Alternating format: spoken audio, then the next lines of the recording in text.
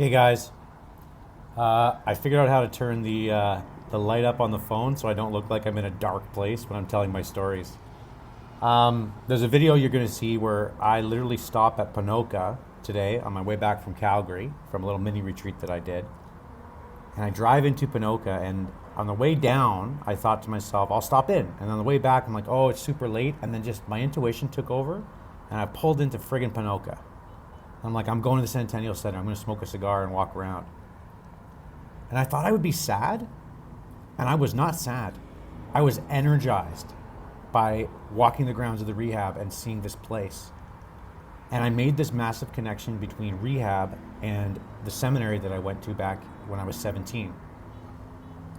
And it felt like this rehab, going to Rehab, was like a genuine moment of the people in the rehab, the nurses and the psychologists, wanted to help me uncover who I was, right? Because uncovering why you use substances and what's going on with your dopamine and what's going on with these things that you keep going after is really about uncovering who you are deep down. And then really, they give you all these different activities: go crafting, go walking, go experience nature, go like, they throw all these things at you to give you an opportunity to see if any of it works. You know, like no expectations. Versus in the seminary, you go in and it's just like they're trying to fit you into a box. They're trying to disqualify you. And they end up disqualifying me based on like these arbitrary interpretations of certain things. Now, arguably, they did me one of the greatest favors of my life, which was they put me on a different path that was traumatic at the time and still affects me, but will allow me to uncover now my vocation in life, right? So my vocation is to work with people. And those people might be in different stages of addiction or different stages of sobriety. I don't even know yet. But I wouldn't have gotten that had I not had that experience at seminary. But man, was it profound to go to the rehab place, which you would think would be the place of darkness, right? Because you don't show up in rehab like as your best self. Although in some ways you do, because you finally made this great decision if you go there freely. But I just went there and I felt like, man, this rehab is a spiritual place, right? That's the spiritual place, not the seminary. That's what I felt like today. I felt like my dad was there. I felt like the sun was shining. I felt like, because it's my 70-month sobriety anniversary today, and I'm celebrating those wins more. For a long time, my friends have like reminded me in conversations about sobriety and the wins, right? Like my buddy Tyler, we were talking recently about something that I'm going through with a corporation that I had, and some tax issues with an unfortunately an accountant who's unfortunately wasn't who he said he was, and he's actually being investigated by the police, which is pretty frustrating for me. And Tyler just randomly in the middle of the conversation said, "Dude, like you're sober. You're sober. You're dealing with this face on. You're not even." And I was like, "Shit! Like, I didn't even think about drinking." And I have to celebrate these wins so that you can see me celebrating them, and then you can realize that it's possible for you too. They just show up in different ways in everyone's life. And so 70 months is amazing. And I felt my dad today. And I feel my dad every day. And I talk to my dad a little bit, like, I'll say, "Hey, I love you, Dad." And I just hear him saying, "I love you, Michael." Like, and that's it. Nothing else matters. Like, there's no more communication than that. And that's like isn't that the pure communication of a parent to a child? Really, the greatest message you want to give to your child is, "I love you. You're lovable. And I love you unconditionally, and I love you beyond all measure." You know, and that's really God, how God feels about us too, by the way. He loves us more than we can understand. And we put all these barriers, sometimes with the strict interpretations of things and our concepts of sin, and sometimes they come from a well-meaning place, but I don't really feel that they're often as helpful as the people using them think they are. And they certainly haven't been helpful for me. You know, I keep thinking that God is like this dad, you know? And when we fail or fall short in our lives, I don't think it like hurts God. Like, not in the way that we describe it with our religious ideas. I think that God hurts as like a father would hurt, in the sense that like he feels the pain that we have with us. And there's that there's that shoe thing on the sand, right? Like, oh, God carried us, blah blah blah. And I'm like, there's truth in that, right? Like, God is just with us, rooting for us because he loves us so much. Or again, she, like, spirituality, religion, like, is God a he? No, God's fucking not human. I'm sorry, he's not. Like, yes, Jesus is human, but God is this universal being that's not human. So we can, ascribe masculine qualities, but also feminine qualities and universal being, and we can get into all that. But let's spend less time thinking about God as judge and more time thinking about God as loving father. Loving, loving, loving father. So the pain we cause to God is not pain of disappointment. It's the pain of God being with us and knowing that we're in pain and rooting for us. Like, imagine my dad in that wheelchair saying, I love you, Michael, knowing that I was going through addiction.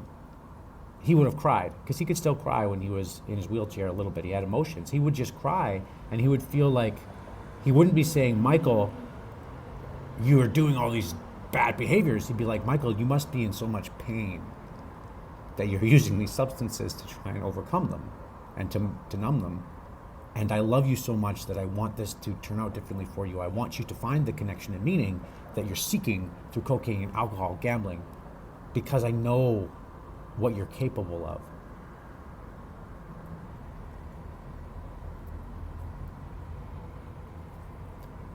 So that's how I think we need to shift our frame and understanding of God and understanding of this idea of sin. Because when sin comes to shame, it's absolutely fucking useless. Depending on how we use those words, right? Shame is awful. Guilt is a word that maybe sometimes describes how we can push ourselves to be better, right? Like, because you have a conscience, and your conscience can say, like, there's some guilt. I ate too much ice cream. It's bad for my diabetes, and that's not good for me.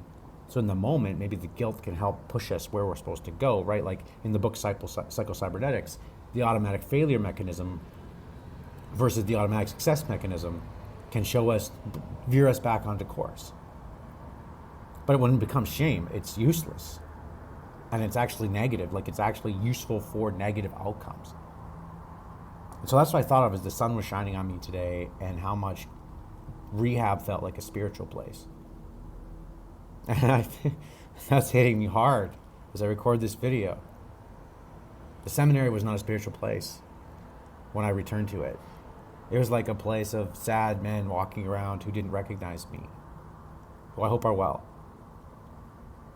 And the rehab was like a place where I actively wanted to. I couldn't because I smoked a cigar, and because it's also there's boundaries around the time of day you can go in there. I wanted to go in. I almost interacted with one of the nurses. I saw her walk out. She had her tags on. And I just wanted to go up to her and say, thank you for what you do. Because what you do is really helping people. It's really helped me. You know? And that's not the same emotion I experience going back to the seminary. And so reframing that maybe rehab was where I found my vocation. Heavy, right? Like, rehab was the start of my vocational journey, not the seminary.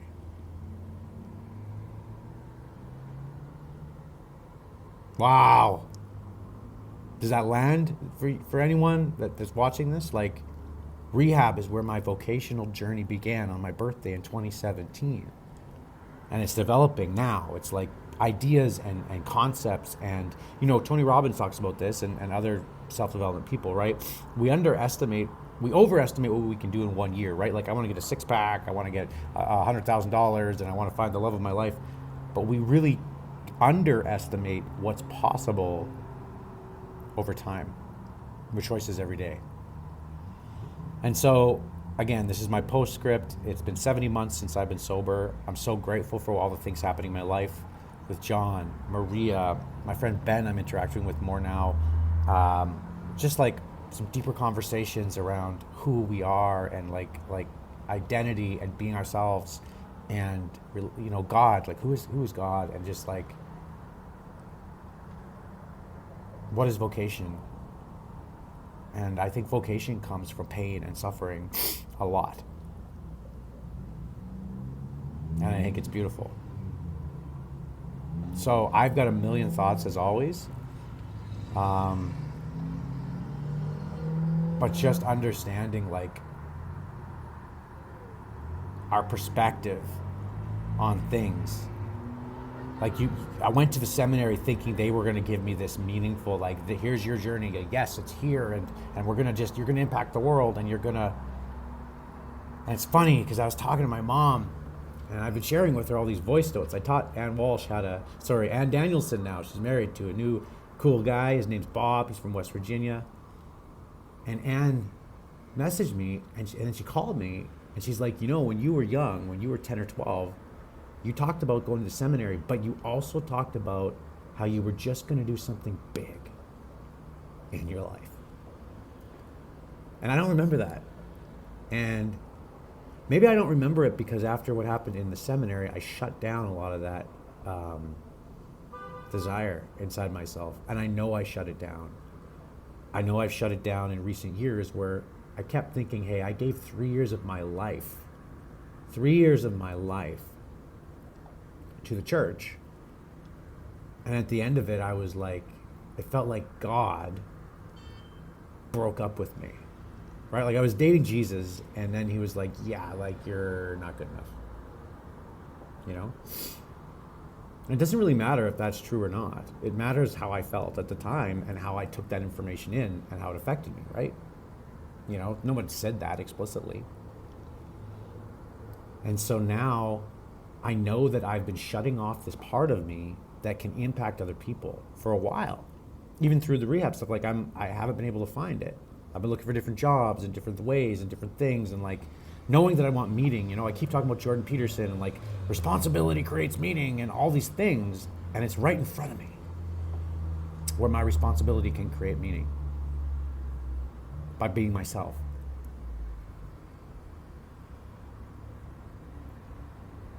Responsibility and meaning, doing something big. I shut it down. I've shut it down, and I'm done shutting it down. I am done shutting it down.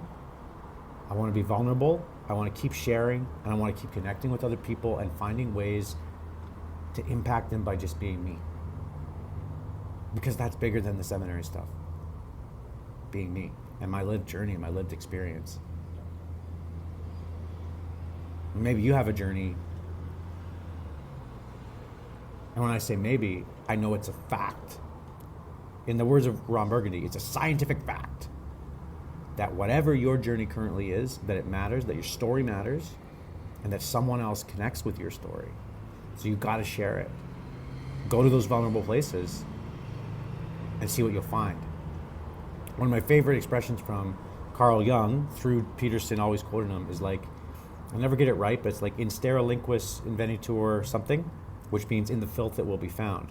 But I'm getting from that expression, like I always thought that was like, well, the truth is you got to eat better and take care of your diabetes. That's where it'll be found. But it's like, no, in the filth, which you think is filth, maybe, which is all your addictions and all that shit you went through. Guess what now? Now your meaning will be found of how you can impact other people. And I can remember so many times since the seminary and the things I've gone through where I have held back and not wanted to give myself fully to any sort of cause or any sort of thing. And so I've translated that into sales and making some money, and then the drugs, and then, because the last time I gave myself fully to meaning and fully to a cause I believed in that was like bigger than me, I got shut down, I got rejected. And I am willing to take that chance again because it's worth it. Man, I'm dropping bombs here, okay? So the rehab, I visited them. They're amazing. Let's get the government involved to get more people to rehab faster and better care afterwards for people who want to get that help. because the way I feel right now is just like it's worth $10 million, right? And it started there with my decision to go, and then the help that I got for 3 weeks, and that is translated into how I am now showing up in the world. So I could talk about this forever. This energizes me. I'm tired. I got back from Calgary. I got like 2 things to do tomorrow. Like I got multiple jobs happening maybe, and like new opportunities occurring.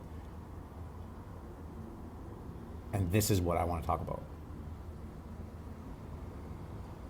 So thank you to the Centennial Center and the nurses and my mom for driving me and my sister for being there along the way on that drive.